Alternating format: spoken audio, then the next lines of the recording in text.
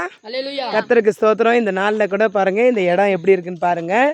இந்த இடம் இடத்துடைய பேர் சொல்லுங்க சிஸ்டர். கிருஷ்ணகிரி மாவட்டம் தெங்கனிக்கோட்டை தாலுகா போகசந்திரம் என்கின்ற கிராமம். ஒரு சிறிய கிராமம் இது.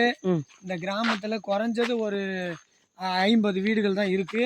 அதுல வந்து மலைவாசிகள் எல்லாருமே. கிட்டத்தட்ட ஒரு ஒரு வத்தி போட்டி வாங்கணும்னா கூட குறைஞ்சபட்சம் ஒரு 5 கிலோமீட்டர் போனா மட்டும்தான் அதை கூட எங்களால் அத்தியாவசிய பொருள் வாங்க முடியும். அந்த மாதிரி காட்டுக்குள்ள நாங்கள் வசிக்கிறோம். காலையில 7 மணி ஆனாதான் வீட்டை விட்டு வெளியில வர முடியும். அதே மாதிரி சாயந்தரம் 6 மணி ஆனா உடனே நாங்கள் வீட்டுக்குள்ள போயிடணும். ஏன்னா யானைகளுடைய காட்டு அதிகம். யானை, சிறுத்தை, புலி, கரடிங்க இந்த மாதிரிலாம் வசிக்கக்கூடிய விலங்குகள் வசிக்கக்கூடிய காட்டுக்குள்ள நாங்களும் வசிக்கிறோம்.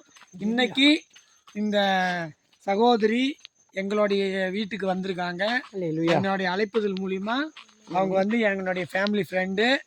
அவங்க வந்து சர்ச் நடத்துகிறாங்கன்னு எனக்கு தெரிஞ்சு நான் கூப்பிட்டேன், வாங்க நம்ம ஊருக்கு வந்துட்டு போங்கன்னு நான் சொன்னேன். வந்தாங்க, ஆராதனை நடந்துச்சு நம்ம வீட்டில். இன்னைக்கு எங்கள் மக்கள் எல்லாரும் அவங்கள பார்த்து ரொம்ப சந்தோஷப்பட்டாங்க. இன்னொரு என்ன விஷயம்னா, இது வந்து கர்த்தருடைய கிருபை இல்லைன்னா இதெல்லாம் நடக்காது.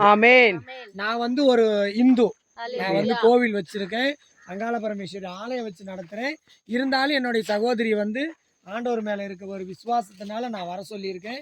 வந்திருக்காங்க. இன்னைக்கு எங்களுக்கு கிடைச்ச ஆசீர்வாதங்களும் இந்த அதிகால வேலையில இந்த யூடியூப் பார்க்குற எல்லாருக்கும் அந்த ஆண்டவருடைய கிருபையினால எல்லாருக்கும் நன்மை நடக்கணும்.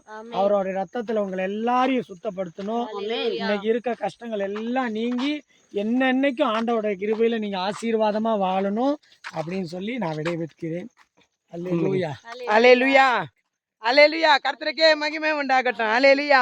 பள்ளங்கள் எல்லாம் நிரம்பிட வேண்டும், மலைகள் தகர்ந்திட வேண்டும், கோணலானவை நேராகணும், கரடானவை சமமாகணும். அல்லேலூயா. இன்னைக்கு அருமையான சகோதரி சொன்ன வார்த்தை நீங்க கேட்டிருப்பீங்க.